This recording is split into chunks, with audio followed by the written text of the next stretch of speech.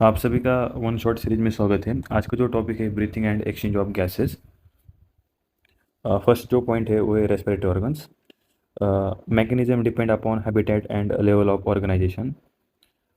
Sponges, coelenterates, flatworms, इनमें क्या होता है, सिंपल डिफ्यूजन होता है over entire body.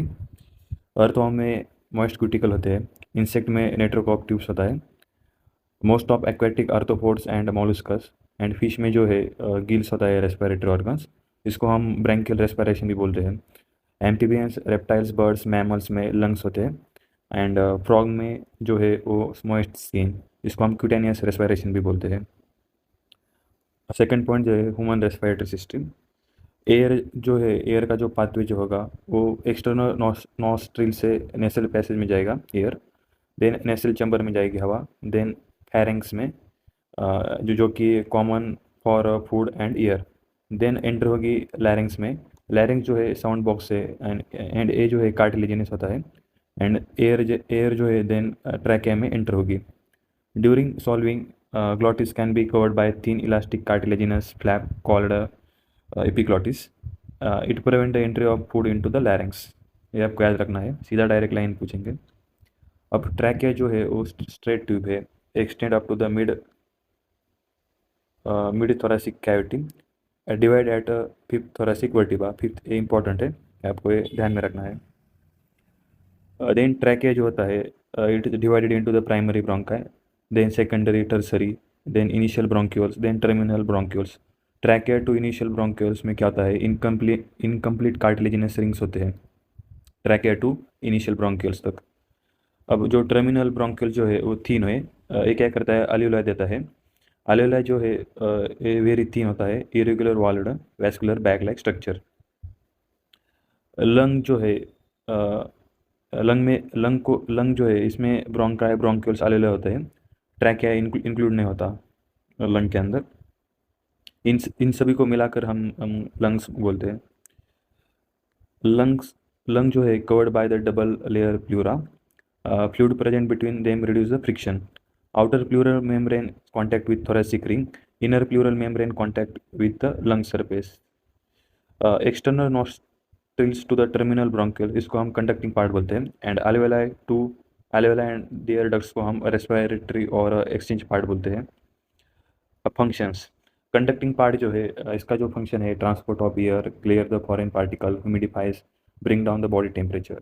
Exchange part का क्या करता है, ये जो है actual site for the diffusion of the oxygen and CO2 between the blood and atmospheric air. Respiration के steps, next point. Breathing, first जो स्टेप है breathing and pulmonary ventilation. Second जो स्टेप है diffusion at alveolar membrane. Third step जो है transport. Fourth diffusion between the blood and tissue. Fifth step जो है utilisation of oxygen by cells for catabolic reaction. Mechanism of breathing, inspiration, atmospheric air जो है drawn in, मतलब हवा अंदर ले जाती है। Inspiration occurs if pressure in the lung is less than the atmospheric pressure. इसमें क्या होता है, कॉन्ट्रैक्शन ऑफ डायफ्रागम।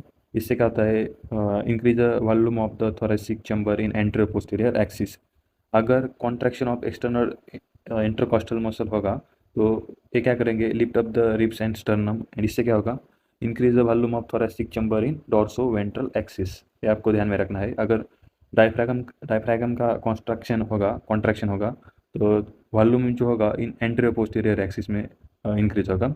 अगर एक्सटर्नल इंटरकॉस्टल मसल कॉन्ट्रैक्ट हो गए तो जो वॉल्यूम जो होगा इंक्रीज होगा डॉर्सो वेंट्रल एक्सिस।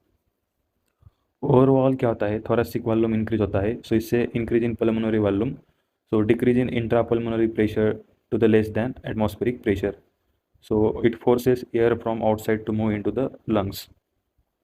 एक्सपायरेशन में क्या है, एक्सपायरेशन एटमॉस्फेरिक एयर जो है released out. It occur if the intrapulmonary pressure जो है हायर दैन एटमॉस्फेरिक प्रेशर। इसमें होता है relaxation of diaphragm and intercostal muscle, returns the diaphragm and sternum into the original position, reduce the thoracic volume and pulmonary volume, leads to increase intrapulmonary pressure slightly above atmospheric pressure. Intrapulmonary pressure जो होता है वो slightly above होता है atmospheric pressure से, सो इससे क्या होगा, जो एयर जो होगी वो बाहर रिलीज होगी। Next point, we have the ability to increase the strength of inspiration and expiration by using the additional muscles in abdomen. ये आपको याद रखना है। 12 to 16 टाइम्स पर मिनट ये ब्रीथिंग रेट है, हम कितनी बार ब्रीथ करते हैं पर मिनट में normally in healthy human. Volume measured by the spirometer.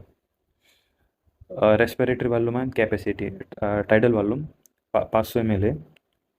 Volume of air inspired और expired during normal respiration. Inspired reserve volume जो है वो 2500 ml to 3000 ml होता है। इसमें क्या है, additional volume of air person can inspire by the forceful inspiration. Expired reserve volume जो है वो 1000 to 1100 ml है। इसमें जो है additional volume of air person can expire by the forceful expiration. सीधा मतलब इससे लाइन भी पूछ सकते हैं आप यहाँ से नीट में। तो ये भी आपको मतलब ये जो है ना ये भी आपको याद रखना है। इंस्पायरेटरी कैपेसिटी, ये जो है tidal volume plus inspiratory reserve volume होता है। Total volume of air person can inspire after the normal expiration. Expiratory capacity जो है वो tidal volume plus expiratory reserve volume. Total volume of air person can expire after normal expiration. Forced reserve capacity, ये जो है expiratory reserve volume plus tidal volume remain in the lungs after normal expiration. Vital capacity जो है expiratory reserve volume plus tidal volume plus inspiratory reserve volume. So maximum volume of air person can breathe in after forced expiration. Tidal volume जो है वो residual volume plus expiratory reserve volume plus tidal volume plus inspiratory reserve volume. ये जो है total volume of air accommodated in the lungs. Exchange of gases, next point. इसमें जो है अल्वेलाइज होती है वो प्राइमरी साइट होती है एक्सचेंज के लिए। Exchange also occur between the blood and tissue. Oxygen and CO2 exchanged by the simple diffusion based on the pressure concentration gradient. And exchange जो है थिकनेस पे डिपेंड है, सोल्युबिलिटी पर भी डिपेंड है। इम्पॉर्टेंट है, आपको याद रखना है। अब एक कुछ टेबल है, 2 टेबल है, आपको मतलब वैल्यू याद रखनी है। और ऑक्सीजन जो है एटमॉस्फेरिक एयर में 159 है। CO2 जो है 0.3। एल्यूलाई जो है एल्यूलाई में जो है ऑक्सीजन की लेवल होती है 104। CO2 की जो है वो 40। डिऑक्सीजनेटेड ब्लड में ऑक्सीजन जो होता है 40 होता है एंड CO2 जो है 45। एंड ऑक्सीजनेटेड ब्लड में जो है ऑक्सीजन 95 होता है एंड CO2 40। टिश्यूज में ऑक्सीजन 40 होता है एंड CO2 में 50। अब जो सोलिबिलिटी है, solubility of the CO2 is 20 to 25 times more than that of the oxygen. CO2 diffuse through diffusion membrane per unit partial pressure higher than that of the than oxygen. Diffusion made up of 3 layers. Diffusion 3 layer से मतलब होता है। First layer जो है thin squamous epithelium of alveoli, alveoli की thin squamous epithelium. Second जो layer है वो है बेसमेंट मेम्ब्रेन एंड थर्ड जो लेयर है वो endothelium of the alveolar capillaries. Total thickness जो है much less than millimetre. Transport of gases, oxygen oxygen oxygen का जो है 97% जो है RBC से होता है, 3% dissolved state through the plasma. CO2 20 to 25 times by RBC, 70% by bicarbonate and 7% in dissolved state plasma. Next point जो है ट्रांसपोर्ट ऑफ ऑक्सीजन। हीमोग्लोबिन जो होता है वो red coloured iron containing pigment होता है। सो ऑक्सीजन कंबाइन होता है हीमोग्लोबिन से एंड हीमोग्लोबिन तैयार करता है in reversible manner. Each haemoglobin carry the 4 molecules of oxygen and partial pressure of CO2 oxygen hydrogen ion temperature, ये जो फैक्टर जो है वो इंटरफेयर करते हैं in transport of oxygen. Sigmoid curve obtained when percentage saturation of haemoglobin with oxygen is plotted against partial pressure of oxygen. इसको हम dissociation curve भी बोलते हैं। एक्स एक्सिस में partial pressure of oxygen and Y axis में percentage of haemoglobin saturation against partial pressure haemoglobin with oxygen Y axis में। अब alveolar में क्या होता है, पार्शियल प्रेशर जो होता है ऑक्सीजन का हाई होता है, CO2 का लो होता है, यानी hydrogen ion concentration and temperature ये भी लो होता है। तो इससे क्या होता है, फॉर्मेशन ऑफ ऑक्सीहीमोग्लोबिन।